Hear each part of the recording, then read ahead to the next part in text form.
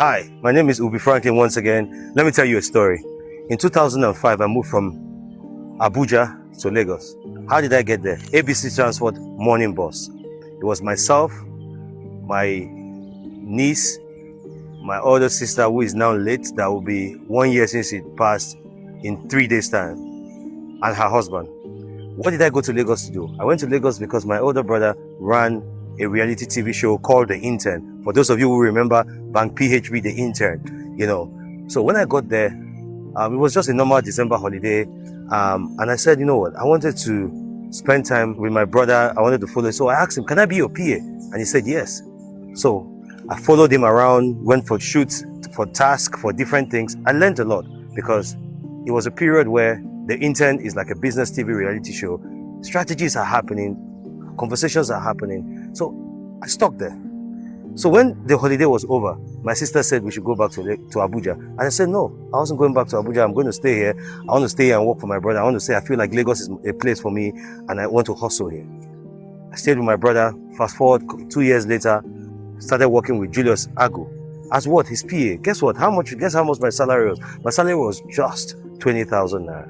I worked with Julius Agu for maybe 1 year, 6 months or thereabout. And out of that 1 year, 6 months, I was only paid salary 6 months. Now, let me tell you, I'm not saying this to say anything bad, but let me tell you, the salary was not my focus. But all my life, I'll always be grateful to Julius Agu because he took me to rooms that nobody would take you to at that age and that time. Julius Agu, at the time, was the biggest comedian in the country. And he entered villas, he entered presidential villas, he entered rooms of business magnates, he entered rooms of, and all those places he entered, I always followed him there. I sat down with him. I knew how he was relating in the industry. Fast forward 2009, I met a friend of my older brother's friend, whose name is Kelvin Orifa. At the time, what was Kelvin Orifa doing? He was like a brand manager at MTN. And he told me, Ubi, you have a brother from Cross River State. He just won the first edition of Project Fame. I said, what's his name? He said, Nyaya. I never watched the Project Fame. But I immediately said, I'm going to give you his number. Call him. You guys should relate. I believe you guys can do great things together. So I picked up his number. I called him. Nyaya kept playing me, turn. But I became persistent. So one day, I remember one of the Hip Hop Awards. He had his award that was held in Abuja at the International Conference Center, taking pictures of the red carpet. So I now heard somebody say, Nyaya. I was like, hey guy, who's Nyaya? He said, that guy. So I now went to him. I said, guy, my name is Ubi. I've been trying to reach you. I've been trying to call you because Kelvin Orifa gave me your number to call you, that you and I can do some great things together. Just winning Project Fame, the guy was what? He was a star. So he didn't want to even listen to me. But guess what I did? I kept being persistent. And every time I called him, he never picked up his phone. Come to about 2011, during Occupy Nigeria. During Occupy Nigeria, I was with, I made a phone call to Nyaya 2 days before the protest. And I said, where are you? He said he was on the mail. I said, come, let's record. He said, Baba, I don't have fuel.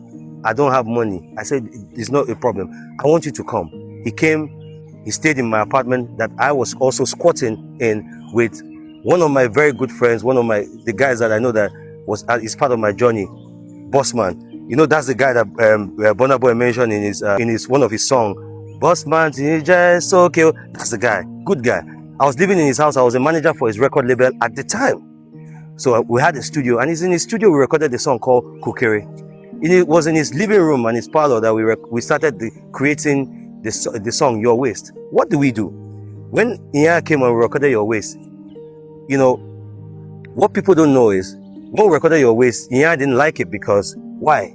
He didn't like it because he felt like Kukere was out of his comfort zone. Nyaya at the time was a proper R&B artist. But I saw something bigger than being an R&B artist. I saw a guy who was sexy, who was nice, who had what the ladies want, the ladies appeal. His biceps were there. So we had to flip the script.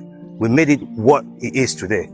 From Kukere, Your Waist, Mr. Oreo, and the hits are endless.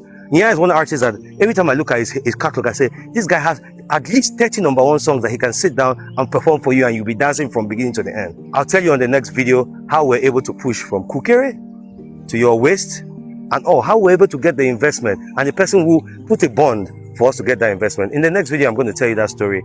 I want you to stay tuned.